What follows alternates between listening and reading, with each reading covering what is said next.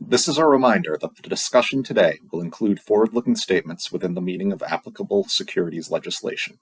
These statements are based on our predictions and expectations as of today. Such statements involve certain risks, assumptions, and uncertainties, which may cause our actual or future results and performance to be materially different from those expressed or implied in these statements.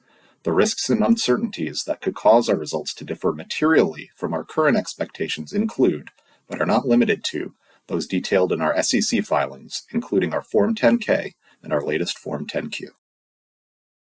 Welcome to 2024 SES Battery World. This is our fourth year of hosting Battery World, and we have a lot of exciting updates. In the past few years, we focused mainly on lithium metal batteries for drones applications, EV, and urban air mobility, UAM. And we were the world's first to enter automotive A samples and B samples, joint development with major global car makers. And we successfully passed several industry safety tests, and we demonstrated that these lithium metal cells can deliver high energy density over a wide temperature range and under high rates. And you can actually find more data and specification on our website.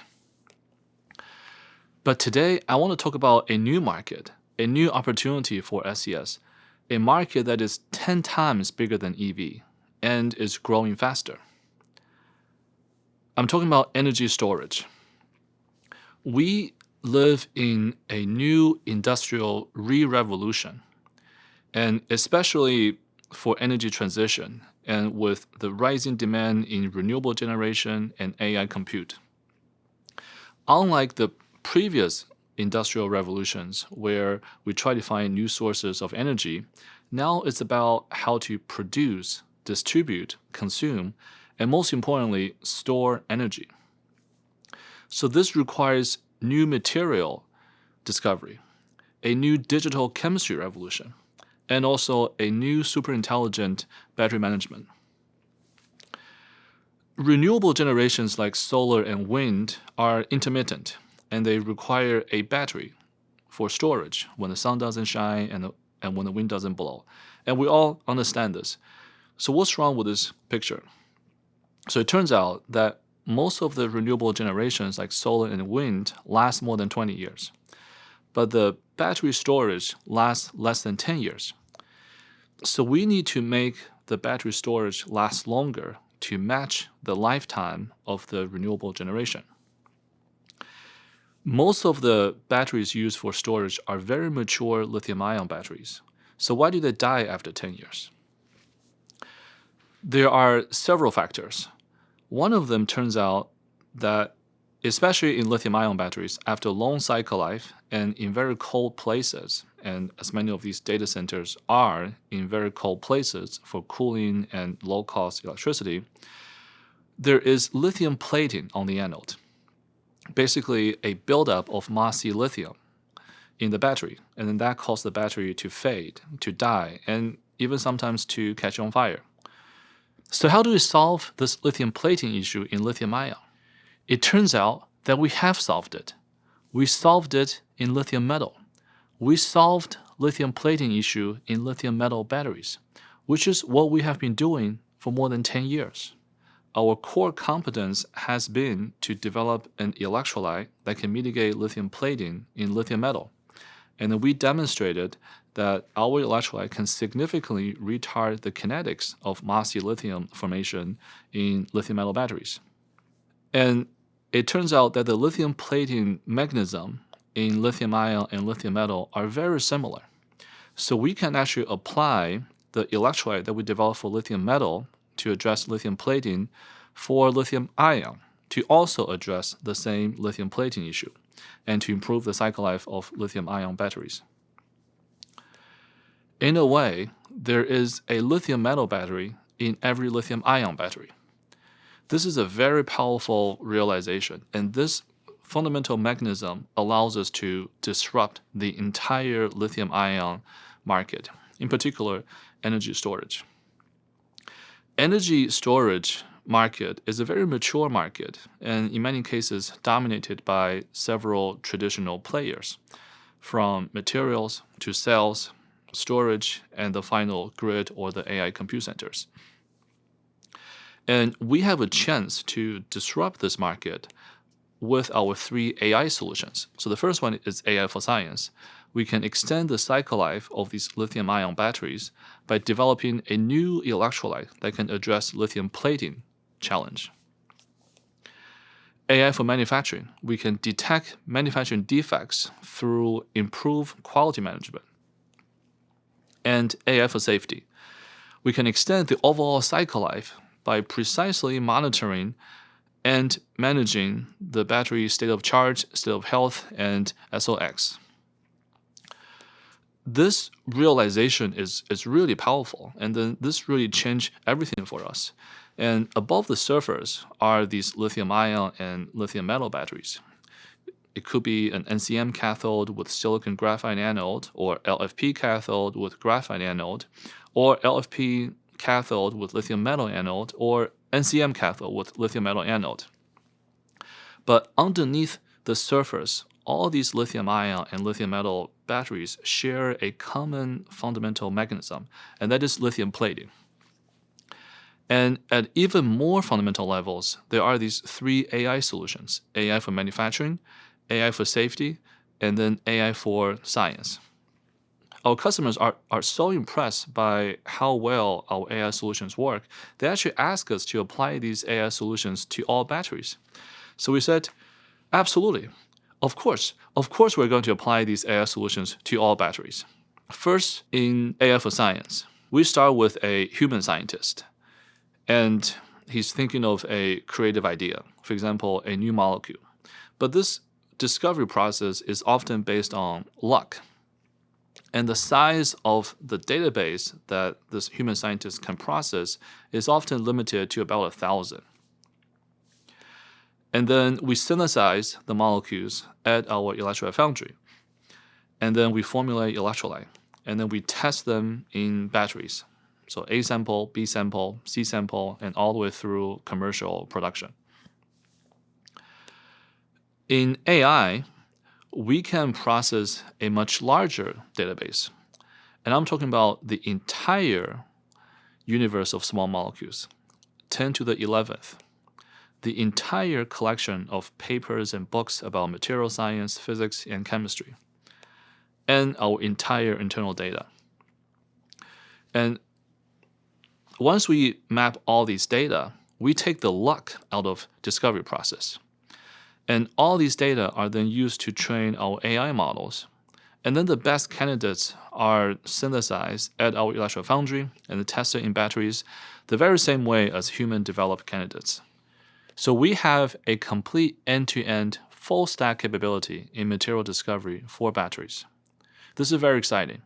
And some may think that we are just using AI as a tool to help human scientists. While that may be true for now, but in fact, we are leveraging human scientists as a tool to train our super intelligent AI agent. And this large number, 10 to the 11th, happens to be both the entire human population ever lived on Earth and also the entire universe of small molecules that could be used for batteries. So the human universe and the molecular universe. For human universe, we already have a very large database of all the knowledge, the books, the social media, basically everything about everyone in history. And then we're using this to develop artificial general intelligence, AGI. For molecular universe, this equivalent database does not exist, and then we need to build it. So we need to compute all the physical and chemical properties of these molecules.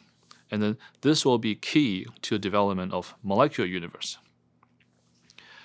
And these properties that we're interested in computing include single molecule level energy information and also solution level to understand the interactions of molecules. And also at the interface between electrolyte and electrodes, cathodes and anodes, trying to understand lithium plating on anode, for example. Let's take a single molecule density function theory, DFT, as an example. And say we have a modest 500 GPU or CPU equivalent. And let's see how much time it would take for us to do the compute. If we don't use AI, just brute force high performance computing on the entire molecular universe, 10 to the 11th, with just CPU, it would take more than 8,000 years.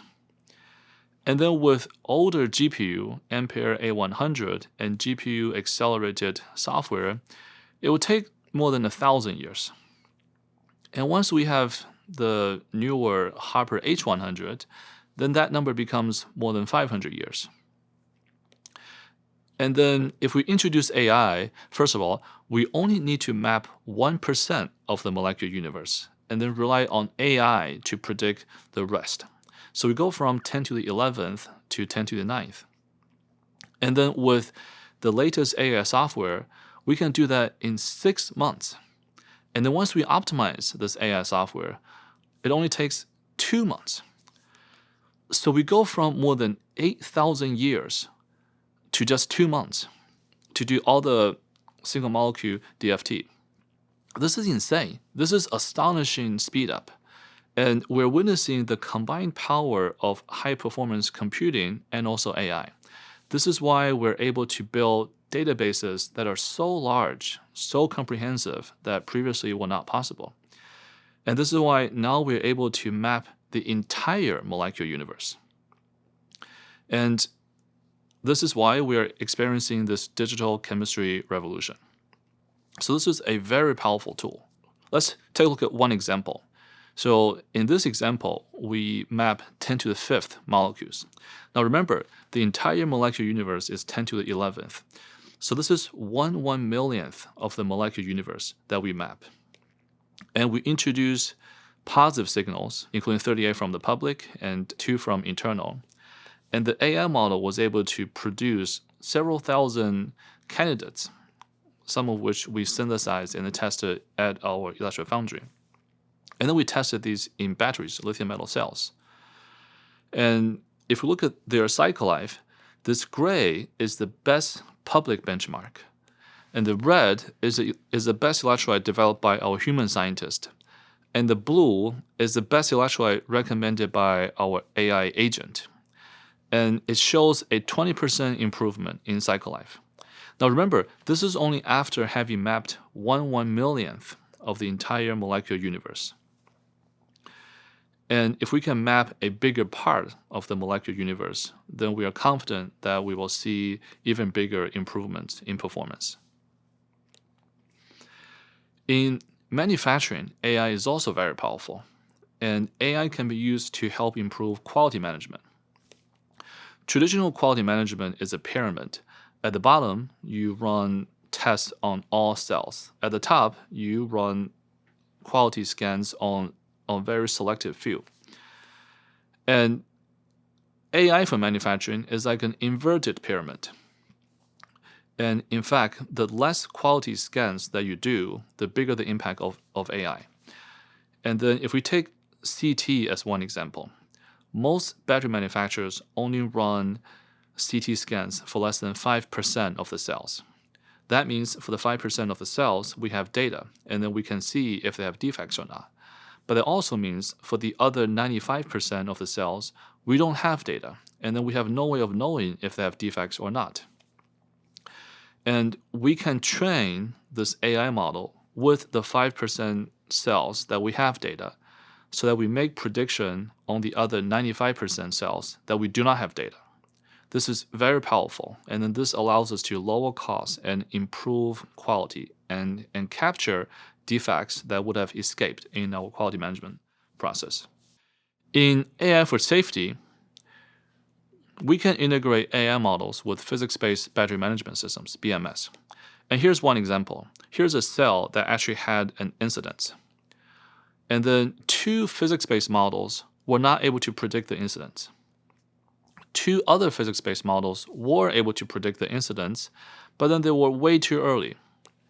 And our AI-based model not only was able to predict the incident 20 cycles before it actually happened, it reinforced the prediction in subsequent cycles. So this is very powerful. And then this only shows current and voltage, but we can add additional parameters into this: temperature, pressure, thickness, swelling, and then AI for safety is very powerful at making predictions on the battery health. And then we also found out that once we integrate manufacturing data with safety data, we can predict 100% of the incidents. And this is based on over 15,000 lithium metal cells. When it comes to AI models for safety, we don't really need very, very large data sets. Rather, we need diverse data sets that are decent size and have a good balance between positive and negative signals.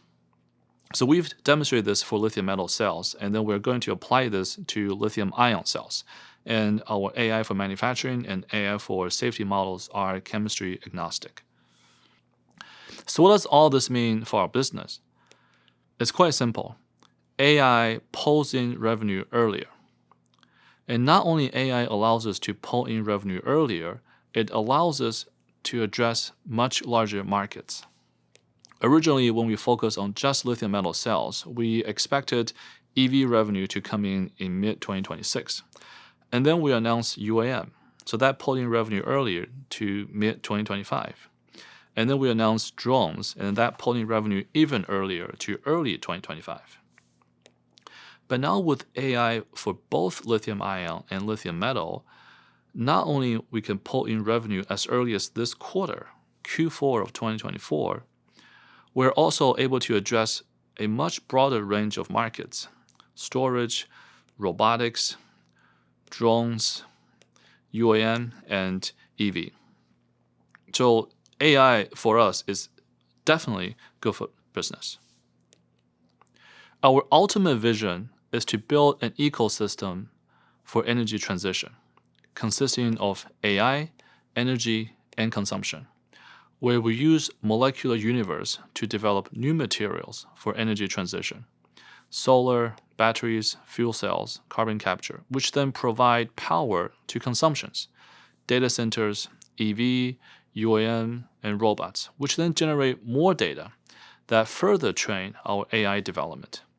We are very excited about this convergence of energy transition and AI. And this is the future of SES AI. And this is also why we're going all in on AI. Our mission is to accelerate the world's energy transition through material discovery and battery management. Thank you very much.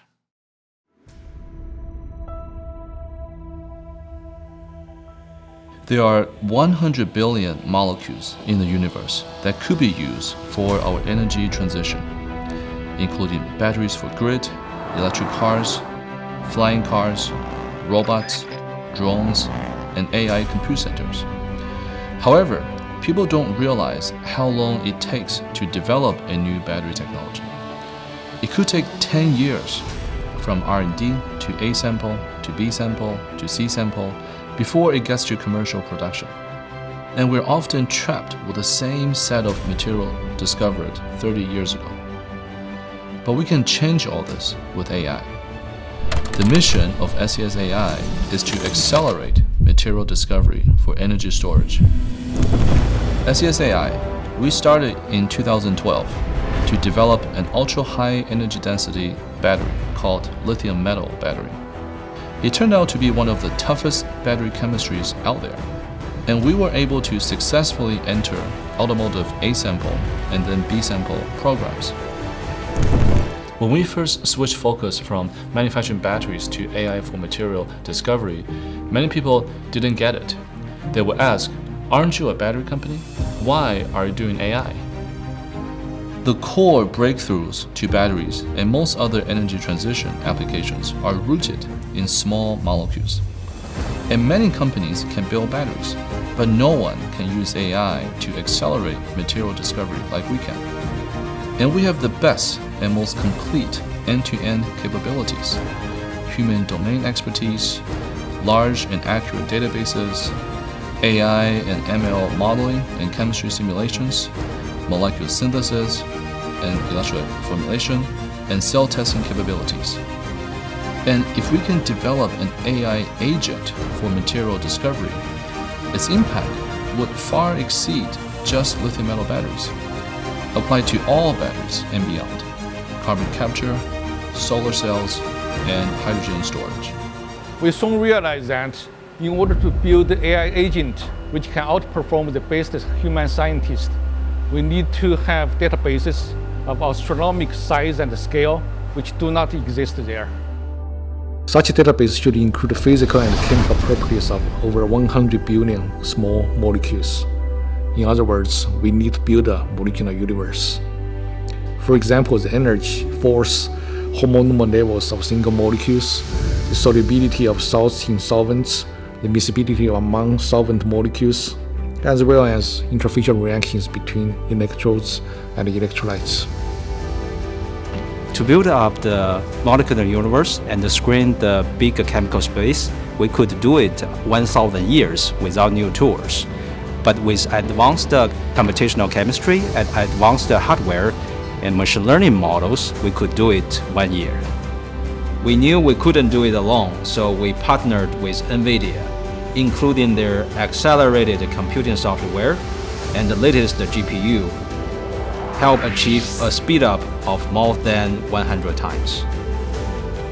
In one example, we used 40 positive labels, which means we know that the molecule works well as an electrolyte. And we built that data set of 40 positive labels out of 38 public molecules and 2 molecules that SES developed internally.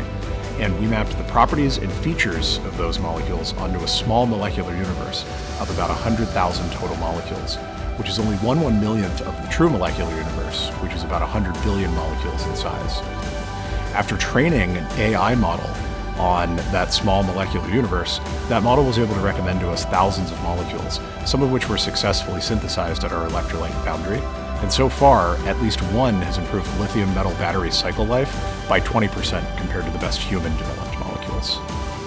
What we have done in lithium metal is only the first success example. We have also improved silicon lithium ion, low temperature performance, and lithium iron phosphate, lithium ion grid storage cycle life. With the power of supercomputing and AI, we can explore deeper in our molecular universe and discover new materials to power our energy transition.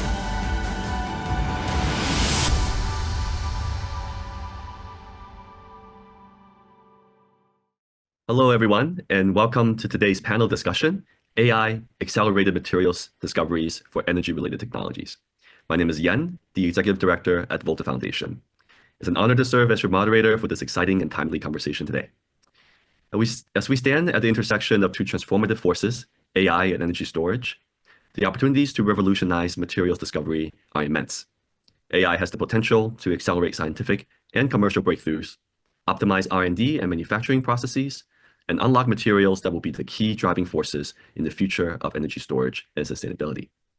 So today, I'm thrilled to be joined by 3 esteemed panelists who are leaders in this field, each bringing a unique perspective and wealth of experience that will illuminate the possibilities and challenges of applying AI to energy-related materials discoveries. Without further ado, I'm excited to introduce today's panelists, who will share with us their insights and visions on the latest advancements in batteries, AI, and the future of energy storage technologies. So with us, we have Professor Jeff Dahn from Dalhousie University. Welcome, Professor Dahn. Hello. We have Professor Shirley Meng. She is a professor at the University of Chicago. She serves as the chief scientist at the Argonne National Labs, as well as the director of the Energy Storage Research Alliance. Welcome, Professor Meng. Hi. Also with us is Dr. Kang Shui, the CTO at SES AI. Hello. And we have Dr. Qichao Hu, the CEO at SES AI. Hello.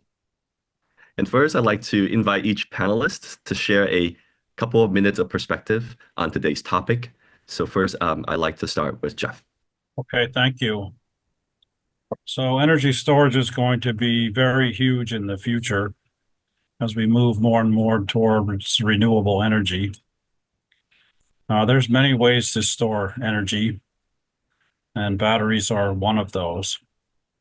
But we shouldn't lose sight of the other energy storage methods that are also very good. Pumped hydroelectric is very, very good. If you're going to use the energy as heat, you can store it as heat. You don't need to store it as electricity. So don't try to store it the way you're going to use it. Now, going back to the battery space, it's been estimated that we will need to deploy a fleet of about 250 terawatt hours of batteries in the future to store energy from solar and wind. That's just a massive number of batteries. Today, we produce about 1 terawatt hour per year of lithium-ion batteries. So when you think about it, to get to that scale, whatever kind of batteries you're making need to be made of abundant materials, and hopefully they'll last for a very long time. For example, if they last 50 years, you'd only have to make 5 terawatt hours every year to maintain this fleet of 250 terawatt hours. So for me, affordable, sustainable, and long life are the things that are really important in the future of energy storage. Thank you, Jeff. Next up, I'd like to invite Shirley to give her perspective. Hi, everyone. It's a great pleasure to be here. I will be talking a little bit about the newly established Energy Storage Research Alliance, short-term ESRA. ESRA actually is established this year with the funding from the Office of Science in the Department of Energy. And in this newly established hub, we really emphasize the importance of discovery and innovation for the future energy storage technologies. If we look back the history of batteries for over 200 years, there are a few battery chemistries that really impacted humanity's quality of life.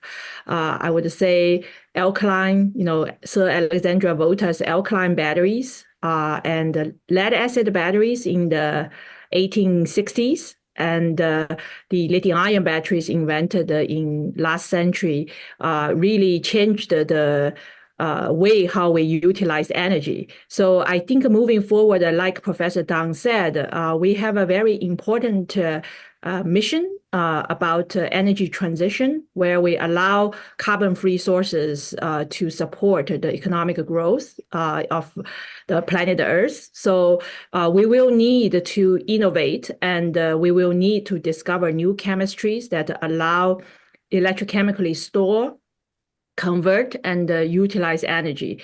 With that mission in mind, ESRA is a hub with 3 national laboratories led by Argonne National Lab, and 12 universities, about 45 PIs. And we are really thinking that how can we do battery research differently from 20, 30 years ago?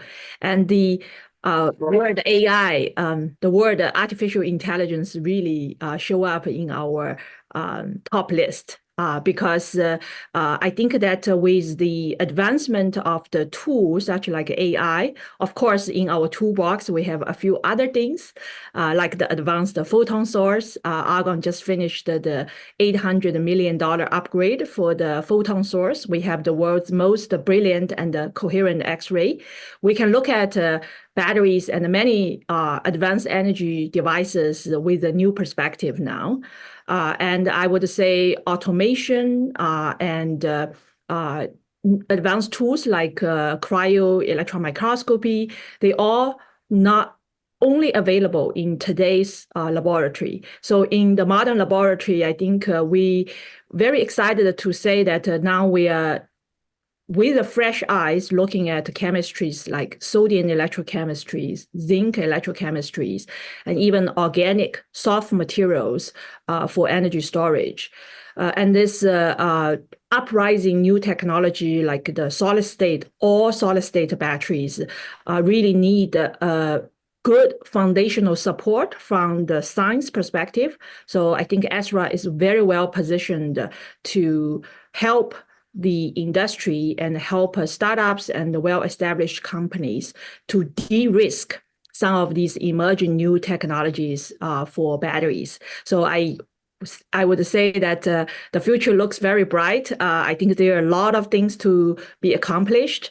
Let's find out if there's another 1 or 2 terawatt-hour scalable battery technologies that the scientists will be able to invent. All right, that's inspiring. Thank you, Shirley. Next up, I'd like to invite Kang to give his comment. Thank you. It's a great opportunity for me to speak on this topic.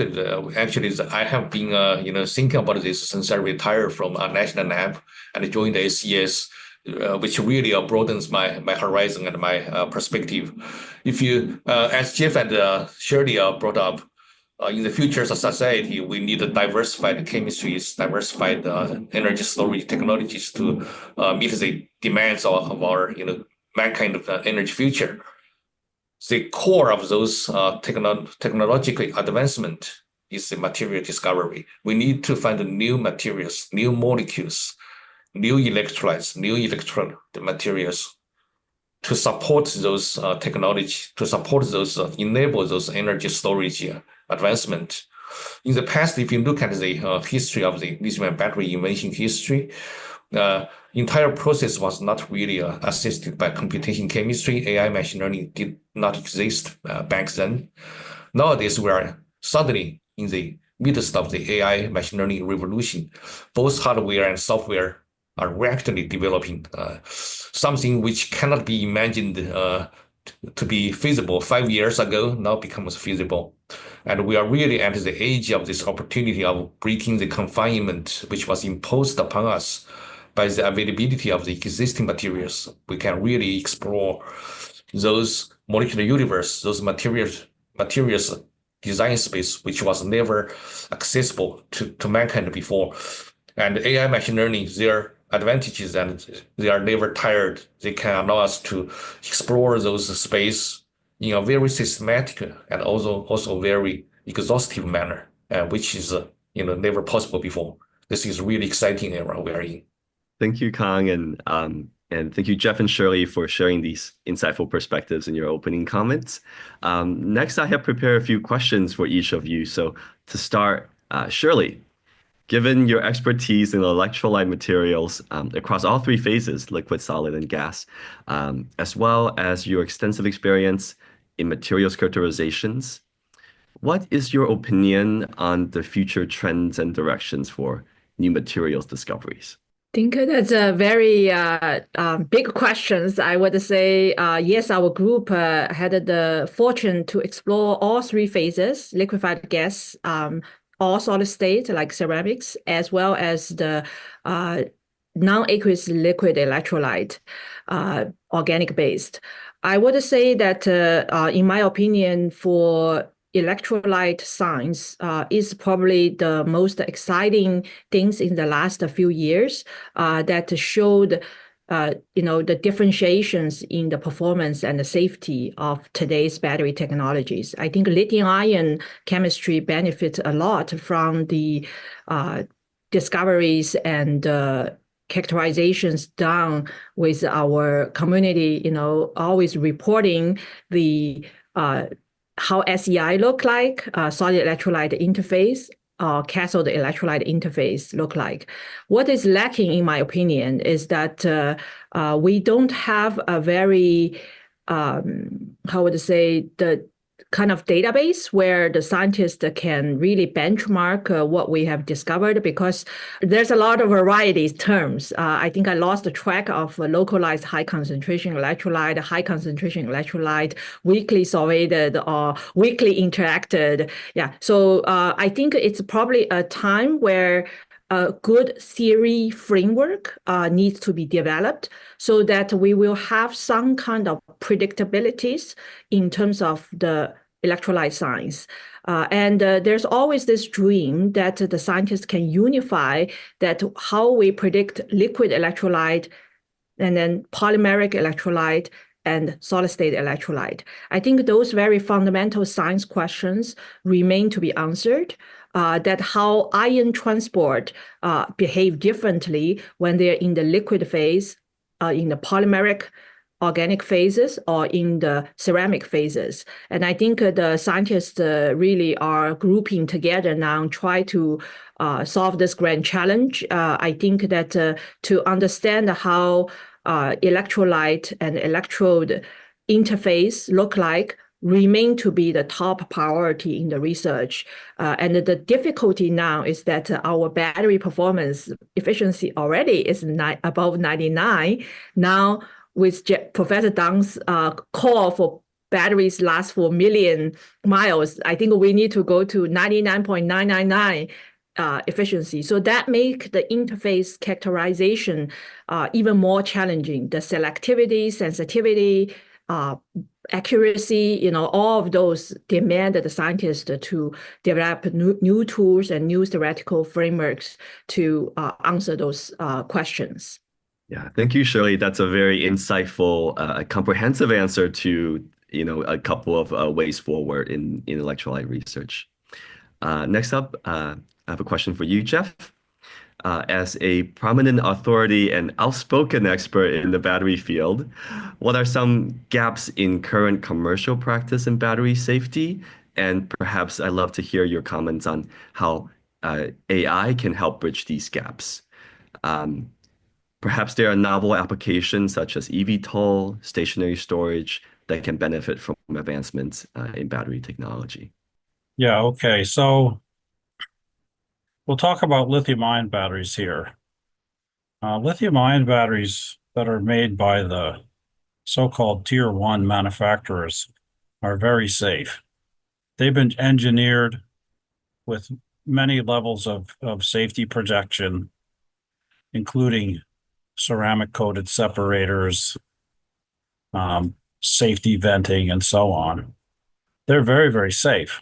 And yet, you hear about hundreds of e-bike fires in New York City or in Toronto, and you wonder, these bikes are using, in many cases, batteries from these high-end manufacturers. So what's the deal here? And the problem is that the e-bike battery packs are being assembled with virtually no restriction at all. When you take them apart, you are astounded by sometimes how poor they're constructed. There's no necessity for Underwriter Lab certification for e-bike batteries. There's no restriction on the way these batteries can be charged. They can be charged at minus 10 degrees C. The battery management systems allow this to happen. That creates inflated lithium in the cells, and all kinds of things go bad. So the whole issue of safety goes far beyond the cell maker. It goes to the pack maker, the battery management system. It should detect when the temperature is cold and not allow the system to charge, and so on and so on. It also goes to the regulators too, and the governments who are saying, okay, you want to use an e-bike? It's happened in Toronto. If you want to put an e-bike on our transit system, you can't do it from November to April because we're afraid that you've been charging your battery in the cold, right? So these are the gaps. The gaps are not necessarily with the cell maker. They're all across the system. Now, how can AI play a role in battery safety? Well, I'm not sure where the biggest gaps are, right? I've just pointed out where a lot of gaps are. But at the fundamental cell safety level, that's where AI may play a role, where you can find combinations of electrolytes and electrode materials that just show very, very slow reactivity and turn out to be much, much safer. So I'm not exactly sure how this will turn out over the time, but I'm extremely excited to see what can come forward from this, AI applied to the battery space that Qichao is really promoting in molecular universe. Thank you. Thank you, Jeff. That's very insightful, and just pointing out that there are many gaps in our industry and many opportunities to solve them. All right, next up, Kang, I have a question for you. So you are recognized for your work in electrolyte materials and interfaces. Do you believe that AI can resolve most challenges in lithium metal battery chemistry, perhaps by illuminating the way to ideal electrolytes and interfaces? As well as how about AI for other energy storage technologies like sodium ion or silicon anodes? Thank you. To answer that question, maybe I'll quickly follow up what Jeff just pointed out. There are many gaps across the entire system in terms of safety. I want to emphasize that SES earlier this year have applied this all-in on AI. And one of the approach included there is AI for safety, besides AI for manufacturing and AI for science, which is what I'm leading now. I do believe that fundamentally we can solve this issue by not only discovering the new materials on the fundamental material level, but also on the system level, where we can effectively detect the hazard before that happens, many cycles before that happens. But to implement that onto the end product before the product goes to the end user, we need not only the scientists, but also the policymakers, but also the intervention from the decision maker on the politics level. We all need to together to synchronize our efforts to make the end product of which contains battery safer. Back to the lithium metal battery, which is the most challenging anode chemistry in the entire universe. There's no other, because that's the first metal you come across on the periodic table. In the past, when people discover new materials, that's basically just test, trial and error. There was very little rational design involved. And with this new AI machine learning technology popping up, emerging in front of us, is that we can finally apply some of our technology, our knowledge, our fundamental understanding, and enable the rational design. So I mentioned that in current years, there's a rapid revolutionary advancement in both hardware and software. We are proud, SES is very proud to team up with NVIDIA, Supermicro, Crusoe. Their help not only help us in terms of the hardware, the GPU can accelerate, for example, the DFT calculation by over 20 times, but also the algorithm, the software package that they provide can further increase the speed up to 15 times. So combining those both hardware and software advancement, we can map out the 100 billion to 1 trillion molecular universe within reasonable time and cost. And those unprecedented chemical property database can allow us to train very smart AI agents, very smart machine learning models. And during the repeated reiteration, the model becomes smarter and smarter. And it helps us to design the final ideal electrolytes, which does not form, I would not say no SEI, but very minimized SEI required, and very safe and long cycle life. And personally, I hold the opinion that there is ideal electrolytes there which can meet all these very demanding requirements. Yeah, thank you, Khan. I think that's very insightful about there being a lot of room for improvement on the electrolyte interfaces front and the potential for AI to lead us to those advancements. Okay, so next I have some questions from the audience. So these questions are for everyone on the panel here. So first up, simple one, to predict the future. How close is the goal of $100 per kilowatt hour batteries to being achieved? I'll take that. It's done. It's done. This is even lower than that. It's $50 a kilowatt hour now. $50. That's right. Yeah, it depends as well. It's a longer answer to this question. Depends on the chemistry and where the batteries are made. Is that right? Yeah, so yeah, for lithium ion, it is done. And I do want to emphasize that for automotive applications, the price range $100 can make fundamental changes to the EV industry. But while we are looking at the grid applications. I think the system level installation cost still dominate over the battery cell cost. I think that's a different game that we are playing here.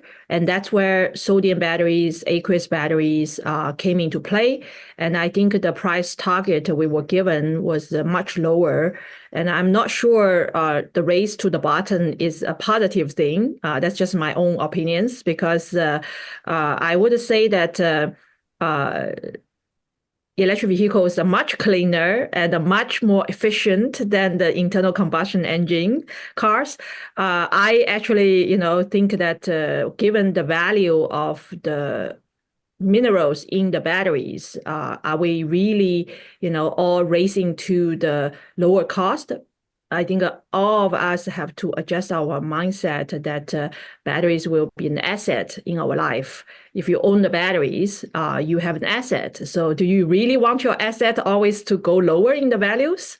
So I think these are the questions that I really want to ask the entire, I would say, society, that when we have all these mining and production and recycling process in place for the advanced batteries, I think the battery deserve a higher valuation. And it is really important to emphasize that the future batteries will have implement green mining, green manufacturing, recycling, and we will try to enable true circularities in the battery asset. So I would say that I hope that we are really plateau around $100 per kilowatt hour. That give us a lot of incentives to make good batteries, because the race to the bottom for lower cost is probably the reason why Professor Dahn is finding all these poorly made batteries.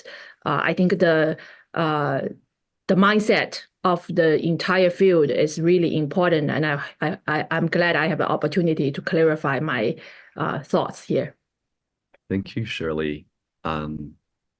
It's a very good point that cost is one of many factors that we want to optimize in the battery as a product. So thank you, Shirley, for that comment. Okay, next question. This is for the SES folks. This is going to be very fun about cycle life. So the question is, SES has produced high energy density cells, and it looks like one of the remaining concerns is cycle life requirements by the EV OEMs. So as the data is indicating that SES is still working on increasing cycle life, what are some of the things that SES is working on to improve cycle life performance? Yes, I think both on the material side and then the charge protocol. On the material, as Kang mentioned earlier, we're using both AI to map a large universe of small molecules that could be used for the electrolyte solvents, additives. And then also our human scientists have also made significant improvement on the electrolytes that we have. And then we can significantly improve the cycle life with just better electrolyte. And also, in terms of charge protocols, and we all want fast charge, but we've moved away from constant current, and then we've developed these new charge protocols so that the total time, the net time stays the same, but then you can also improve the cycle life through optimizing the charge protocols. All right, thank you, Qichao. Yes, thank you for the insights on how to improve cycle life and the strategies there. Okay, a couple more questions about SES from the audience. The next one is, I'm curious how investors should think about how big the addressable market is for AI and how realistic is it for SES AI to be a leader in this AI space? Yeah, so we're using AI as a tool. Our final products are still batteries.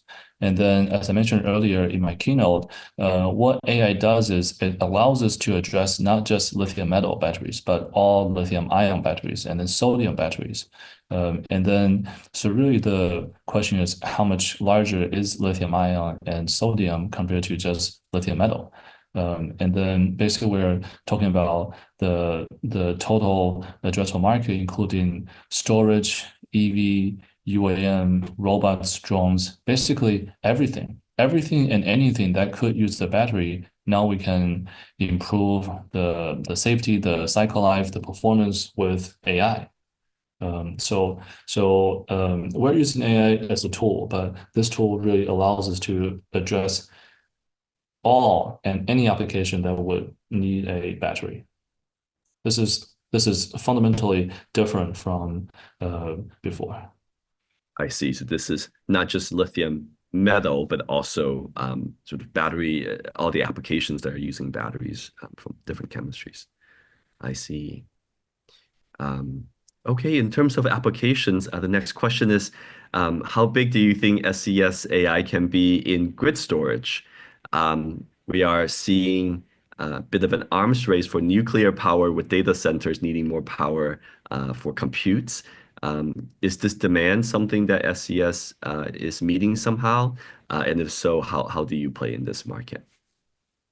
Yeah, so if you look at the current North American grid storage, right, most of that is still in grid, solar, wind generation. And then even if we use nuclear, I think nuclear is still for baseload. We will still need other sources of generation. And then a new demand that we're seeing a lot that's actually rising very quickly is data centers. And then today, data center storage is still very, very small compared to grid storage. But this small market is actually growing very fast. So Bitcoin mining, AI compute, all these rising demand in compute need to build data centers. And then a lot of these data centers are built in places that have cooling and cheap electricity. So these are in cold places. And then Jeff mentioned earlier, when you cycle these batteries and then charge them in cold places, you have lithium plating. And then these batteries don't last as long as if they cycle in warm places. So we can address the cycle issue, the cycle life issue of lithium-ion batteries, especially in cold places, by coming up with new electrolyte to address lithium plating, and also optimize how we charge the battery so that they actually last longer. All right, thank you, Qichao. That's a very thoughtful answer to the question. I'm excited for this next question because we have some groundbreaking thought leaders on this panel, and I think this question is perfect for this group. So the next one is, what challenges in battery technology do you believe are not widely known but hold significant promise for advancements? So what challenges are not widely known but it's important to think about? Can I go first? Yeah. Yes, please, Shirley. So there is a field that I have had the pleasure working in for the last decade, which is called batteries for IoT. I believe the field of Internet of Things, things that are very tiny, any shape, could be flexible, could be not flexible, but very hidden. The IoT batteries, I believe that the field of IoT is hindered, their growth is hindered because the lack of suitable batteries. So from my perspective, is a lot of the batteries with hard casing has created a lot of challenges for the IoT batteries. Yeah, I know this is a little bit, I guess outside this energy transition priorities, but I think this is the area that is being under evaluated. Now, for the grid storage, I just want to say what I learned for the things that people are really not looking at is that a bit like solar panels, you know how solar panels price has come down dramatically over the last decades. I think battery people did such a wonderful job. The cost come down so well, but the implementation, I think only California grid really utilized so well about the cost reductions because the policy, the public support going forward with trying on the storage mechanism with batteries. I think we still have a long way to go. So I just think that on the grid storage, we really have to have some brilliant minds or people think about out of box to think about how to do the scaling. So I think that's the area that I'm not sure scientists will be able to answer those challenges, but I hope there will be some very innovative people, entrepreneurs or engineers out there thinking about this scaling challenge. Yeah, if I can comment here, I think for me, you have to realize that the planet is warming. It's not going to stop. No matter what we do, it's not going to stop for some time. And that means we have a need for batteries that can operate in hot climates and last a long time. You know, as an example, in India and Africa, there's a lot of two-wheelers, three-wheelers. They all have air-cooled battery packs. But the air is 45 degrees C. You know, you can't cool much with 45 degrees C air. And all the battery technologies that we know, except for solid state and polymer electrolyte, they all suffer at higher temperature. And at the same time, you know, you also want batteries to operate in the cold. So when you think about it, the need for a wide temperature range battery, you know, from 80 degrees C all the way down to minus 40 is needed. And this is a big challenge because the solid state and polymer can't do the low temperature. Liquid has trouble with the high temperature. So to get the whole temperature range is a big challenge. Okay, I want to follow up with what Jeff and Shirley just said. I agree that on the system level, for the battery that can work in the wide temperature range could be a very critical challenge for the next generation of the chemistries where we are working on. I want to more emphasize on the materials level because so far the building blocks we are using are very confined. I might have repeated this over and over again that there are only about a few hundred unique chemicals used as electrolyte components and only a few thousand electrolyte formulations reported so far in the open literature. And what's less known to the public is that among those, actually, the most of the work are still concentrated on the solvents, on the molecular compounds, very little on the ionic compounds, which is, the salt. For example, the usable salt anion is only on the order of a few thousands, like 20, 30 maximum. So I think in the future, one of the key breakthroughs should be coming from the new anion structure, a new salt. Discovery of such a useful salt, we are not only able to benefit lithium metal battery, lithium ion battery, but also aqueous battery. Because in aqueous battery, what confines the application is the electrochemical stability window. Water decomposes in the window of 1.23 volts. In order to expand that, in the past we used very specific salts such as TFSI. We can do 3 volts or sometimes nearly approaching 4 volts. However, those salts are very expensive. We have to use those at very high concentration. Is there an anion existing there that we can use at a very low cost and effectively form SEI in the aqueous media? That's the question which is remains very little noticed by researchers so far, and that's the challenge. I think that in the future people should pay more attention to the discovery of the new anion structures. That's great. Very interesting comments from all the panelists. Okay, next up, we're diving back to commercial, financial, and politics. So, question from the audience. We have seen a lot of announcements about other battery companies going out of business and others forming JVs with players in this space. What do you think about this trend? And is SES AI a potential partner with any of these companies? I can take that. I mean, I think 12 years ago when I started this, A123 went bankrupt, and then now Northvolt. So we do go through these cycles, and then it is really hard to build battery manufacturing at scale.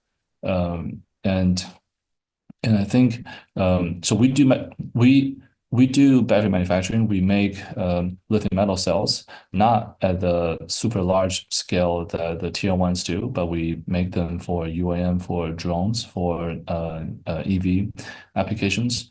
But going forward, we do want to partner with the tier ones that are already very good at making high quality, safe batteries, lithium ion and lithium metal. And then so that they can manufacture the batteries, but then we get the data. Because I think at the end of the day, what's valuable are the data, the data for the molecular properties, AF science, the data for the manufacturing process. And then we estimated, for example, this year, 2024, there will be 17 million cars, EVs. And if you assume each car has about 1,000 battery cells, so that's 17 billion cells, right? And then each cell has 3,000 quality checkpoints. We're talking about 50 trillion manufacturing data points. We want that. We want the data points. And then we're more than happy to partner with the tier ones on the manufacturing. So yeah, I think you will start to see a new business model popping up where companies will focus on design using AI or using very, very smart talent on new materials, new cell design, and then partner with very large, very capable, and good quality tier one manufacturers. Right, yeah. Thank you, Qichao. Next up is a very direct question for an investor. What is your plan to get the stock price back up to $1 to meet the stock exchange listing requirements? I think that's the one for Qichao. Well, so we do have a few good news coming up. And I think when we first announced this AI, people didn't really get it right away. But now that we are showing good progress, we've mapped a very sizable molecular universe. We've found new molecules that actually improve performance of real batteries, lithium metal, lithium ion. So in the next few weeks, we're going to announce these breakthroughs, and I think it will go back up. I have no concerns about that, and we have a very clear plan for how to implement this AI strategy, and we have enough cash to execute on the plans. So not concerned about that. Thank you, Qichao. Okay, the next one is the last question from the audience is about politics. So we just had an election in the US, and the president-elect seems to be less enthusiastic about EVs compared to prior administrations. How do you see your customers' ability and desire to pursue EV platforms after the change in administration? And will this impact any of your current joint JV relationships? Maybe Shirley can take that first. You're from National Lab. Well, I think I would take Qichao's ask. Yeah, so I think it's very important to realize that, I would say some of these Inflation Reduction Act policies are written in the law. I think I hope people realize this is something the Congress has put in the law. So there's a due process that if any big changes are going to be made. And I also think 2 years later, we are re-electing some of our Congress members. Yeah, so that's where I would say there need to be some confidence in the United States system. I think that the states that widely supportive of those kind of industrial policies have already enjoyed the benefits. We're seeing huge investment flows into Midwest, into the southern states, where manufacturing plants are being, not just in the planning stage, they are being executed with the right milestones, the good milestones. I think, as Qichao mentioned, the fall of North vote is a good alert for everyone. But I also want to say growth of 20% per year for consecutive few years is simply not sustainable. A field has to go through consolidations and purge out some of the less effective things and make the effective measures more effective. I think this process is actually healthy. And those who survived this consolidation and reoptimization process will grow even stronger. And I think this is what a healthy industry, a healthy field should look like. So I personally have confidence that I think the EV and more importantly, the energy transition, regardless of how much government support we get, I feel that the industrial leaders and the general public are getting very supportive of those efforts. And I'm on the fundamental science side, and we certainly hope the Republican government will continue its tradition, because in the past, the Republican government has always been very supportive of fundamental research that focus more on the science. So I think, given currently our battery industry, I can safely call it $1 trillion industry. I would say, yeah, we are relying on the internal resilience of the industry to, handle this administration change. And I don't know if Qichao agree. I think we are cautiously optimistic. Yeah, I'm actually quite optimistic about the market. And for example, Hyundai continues to invest quite heavily in EV in the US. And then also, like Shirley mentioned, we are seeing a reshoring of manufacturing jobs in solar panels, and then now wafers, and then battery containers, modules, cells, electrolyte chemicals. So a lot of companies are coming to the US and North America to build these manufacturing jobs, partially for the government incentives, but no one really builds a business based on government incentives, mostly because there is a huge market need. And also, I think under the new administration, there is a rising demand for Bitcoin. He's big on crypto, and then that requires a lot of computing, and then also AI, and then AI. That's probably, I think AI is one of the biggest strength that US has over other countries. And then so the rise in compute, and also I think the EV market, the battery market is already mature enough that we can weather a market with less subsidy, and also this new compute will create even much higher demand. So I'm actually quite optimistic. Yeah, I just want to challenge. Oh yeah, yes. I just want to add one short comment that despite any individual politician or individual elected president in the office, I think the general trend of the electrification revolution is irreversible. So I don't have any doubt in that in the big picture. Yes, I think we all agree on that there are fundamental factors that are driving the growth of the battery industry that is independent of the day-to-day politics of the moment. And so a very, very good point about that. Okay, so as we wrap up, I have a final question for each of the panelists. What is one key takeaway message that each of you would like the audience to remember about the future of battery technology and the challenges that we're facing today? One key takeaway. Let's start with Jeff, Shirley, Kang, and Qichao. Well, I would like to say that battery technology getting better and better all the time. So for example, if you have an electric vehicle, in a few years, you'll be able to practice what's called vehicle-to-grid operation, where you can leave your car plugged in and charge when the sun is shining and the wind is blowing, and during the evening, deliver power back to the grid and be paid for doing that.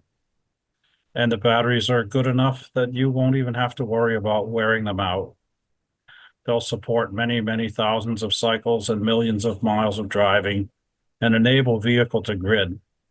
And this is really exciting because it will be a situation where utilities won't have to buy so many batteries for storing energy. They can rely on EV drivers to help store energy that's needed. So I'm really excited as batteries get better and better for the opportunities and new opportunities that they allow. I love that. Yeah.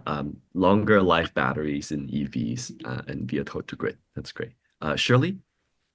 Yeah, I think it's very clear that for the energy transition, we will need about at least 200 terawatt hour, if not 300 terawatt hour batteries. Today, lithium ion production is over 1 terawatt hour. And then I would say we are 2% job done. So I mean, takeaway message is that I really call for all the talented people and also the companies who are currently not in the battery field or battery supply chain, especially those major chemical companies, equipment companies, please pay attention. Yeah, we are going to grow continuously, and there is no doubt 200 terawatt hour batteries minimum. And I hope that many successful players will reach success and prosperity while helping the planet Earth to energy transit. Thank you, Shirley. Kang? As I have pointed out that in the past 30 years or even longer term, what we have been doing is to take from the existing building blocks provided by the chemical industry to design the new electrolytes materials or the new battery chemistry. My takeaway message for the audience is that in the future, this trend should be reversed. We should point out design, identify the useful chemical, and then hand those to the chemical industry to scale up. That really help us to break, the confinements that we have been, operating underneath, and that really can help us to reach the real useful, real breakthrough materials. Thank you, Kang. Qichao? Yes, I think there's a quote I remember in science discovery, a lot of times it's like finding a needle in a haystack, right?